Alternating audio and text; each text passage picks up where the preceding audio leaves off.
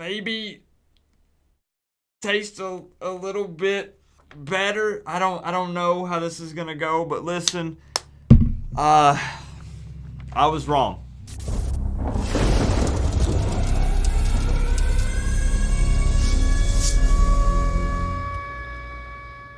What's going on, Miami fans? And thank goodness, am I right? We needed this win, and I got to tell you, it wasn't pretty, but at the end of the day, a win's a win. So Miami now 4-4 defeats Pitt 16-12. Now listen, why have I made this a thing?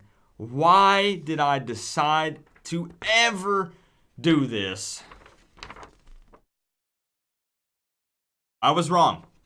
And listen, that's a blessing, okay? Thank you that I was wrong. But what I've been doing is eating these score predictions when I'm wrong, okay? And they don't taste very good. I don't know how many of you have eaten paper before, but it don't taste good. I'm going to try to make it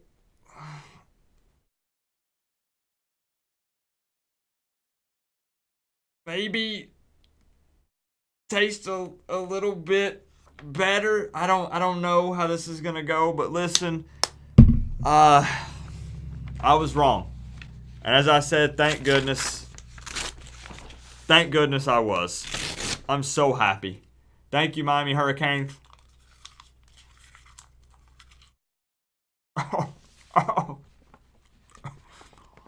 For proving me wrong again in a good way.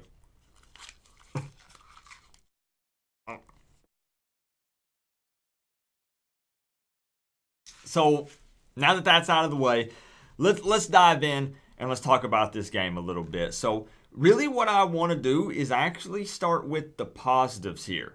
Because again, neither one of these teams played a great game overall. So there's obvious negatives here, especially for us Canes fans, for Miami. But I want to look at the positives first. And I want to say enjoy this win. You're going to have people that tell you, listen, we're a 50% team. We suck. You think we don't know?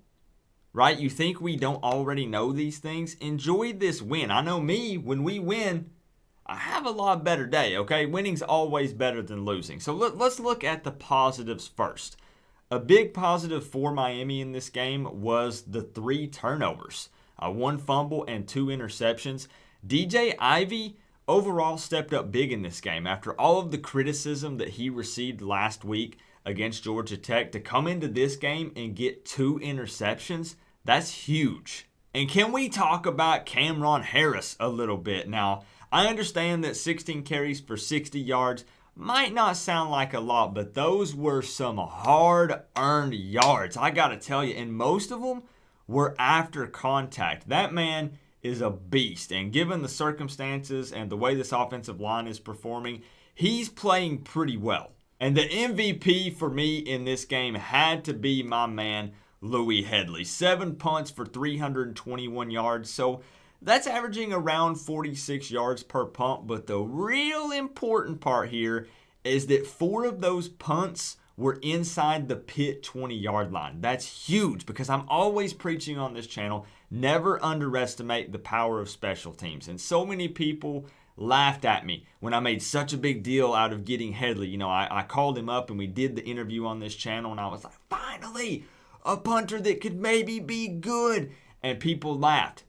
Special teams is huge, and pinning your opponent deep and putting them in a situation where they have bad field position is a big deal. And while we're talking about special teams, I'm going to go ahead and bring up Camden Price.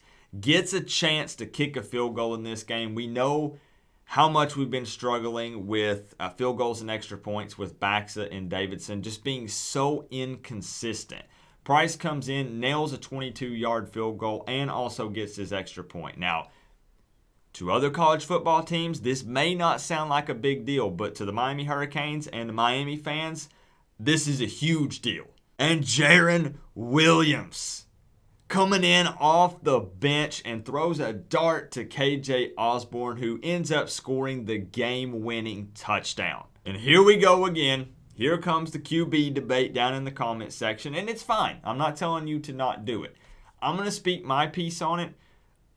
We have more issues than just the quarterback position. Perry was having kind of an off game. People were saying, Coop, I bet you ain't defending Perry now when we were in the live stream. He had an off game. I want whoever wins us football games to be in there. If it's Jarren Williams, go Jarren Williams. If it's Perry, go Perry. If it's Martell, go Martell, assuming, you know, we don't know what's going on with the Martell situation. That's another video, another day. If it's Matoka, if it's Proctor, I don't care who it is. Whoever gives us the best chance to win games. But we're struggling in more areas than just the quarterback. Now, I'm trying to keep the positives here first. That's what we're looking at right now. We'll talk about Perry in the off game. But Williams, you got to give the man credit. Comes in, you know, cold, literally, you know, off the bench, and has that game-winning drive. So that's huge. And lastly, Pitt only had 2 sacks in this game, and we talked about this. They were number 1 or number 2 in the country in average sacks per game, which I think was around 6 sacks per game, roughly. And to only have 2 sacks in this game, that's actually a pretty big deal. So what didn't go well for us? What are some negative takeaways from this game? Because obviously we've got to address both of them. Third down conversions. Man, 2 of 13? That's unacceptable. That is terrible. We can't convert on third down. And it's a combination of things. I think some of it is the play calling, especially on first downs. We're still opening up on first downs with a lot of play action when we're still overall not running the ball very well. I don't think it's fooling or tricking anybody. If your third down conversions are 2 of 13, you better consider yourself real lucky that you won the football game. And another negative, this goes really with the third down conversions we were talking about. The offensive play calling is so questionable at times. Like, I realize I'm just a fan. You know, I'm not a coach. But I sit back sometimes and I'm watching the game and I'm just like, why'd we do that? What we were doing was working. Why did we just do this? You see what I'm saying? So the play calling, man, it's like we're still struggling to find an identity, right? And it's like we're trying to figure out what works and what doesn't work. But sometimes it seems like when something is working, we don't stick with what's working. And then when something's not working, we're not willing to change it. I don't know. So I'm still really not following on this offense. And listen, if I'm being real, this is coming from a Miami Hurricanes fan. To be honest, this offense is pretty boring to watch. So we mentioned Perry earlier. Gets benched for Jarren Williams. Perry had an off game. He did not look very good in this game at all. He overthrew a lot of the wide receivers. Now, let's all be honest. Let's be real here. The wide receivers didn't help him out very much in this game. There were still too many drop balls. But Perry didn't look very sharp in this game, and he did have the interception as well. And I'm not trying to nitpick any specific guy. It's obvious that Perry didn't have a good game today. Let's all just be real. Neither team looked good in this game. Miami didn't look good. Pitt didn't look good. But at the end of the day, what matters is that Miami found a way to win. And that's huge for the Canes because next week we got FSU, an in-state rival, at Doak Campbell Stadium. Miami had to win this game. Does it feel good to be a 50% team 4-4? No. But does it feel good to win? Yes. We had this discussion in the live stream a couple days ago where people were rooting for Miami to lose. What? How can you be a Miami fan? I don't care if it's because you want coaching changes. I don't care if it's because you want a different player to come out and play because let's say you like Williams so you want Perry to be bad. You can't root for Miami to lose, right? And maybe I'm wrong in my opinion. It's all just opinion, but listen. I'm always pulling for Miami to get the dub. I will always be cheering for Miami to win the game. You will never, ever hear me say that I hope Miami loses. Never. So now that I've ran my mouth for a good 5 to 10 minutes, let me give you guys some stats from this game. So we already know Miami escaping with a dub, 16-12. Miami now 4-4 overall, 2-3 in the ACC. Pitt is now 5-3 overall and 2-2 in the ACC. The Coastal is still just an absolute mess because Now Miami beats Pitt, who's lost to Virginia, but Miami beat Virginia, but then lost to North Carolina and Georgia Tech. It's the Coastal. Let's look at it. First downs for Miami, 12. Pitt, 17. We already talked about third down efficiency for Miami in this game. 2 of 13. Pitt, 9 of 20. Total yards in this game, 208 for Miami. That's pitiful. Pitt, 322. 154 passing yards for Miami. 146 for Pitt. The big one here.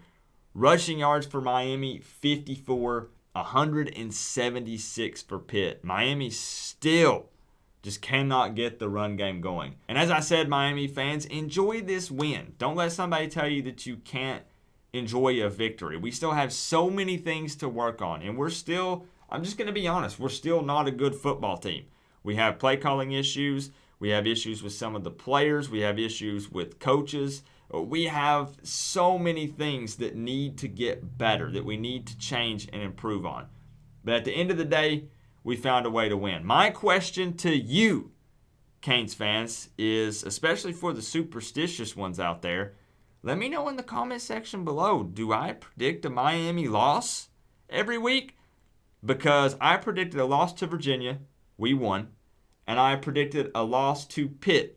We won. 2 games that a lot of people thought we were going to lose. But I did the prediction, the preview, and I predicted losses, and we won.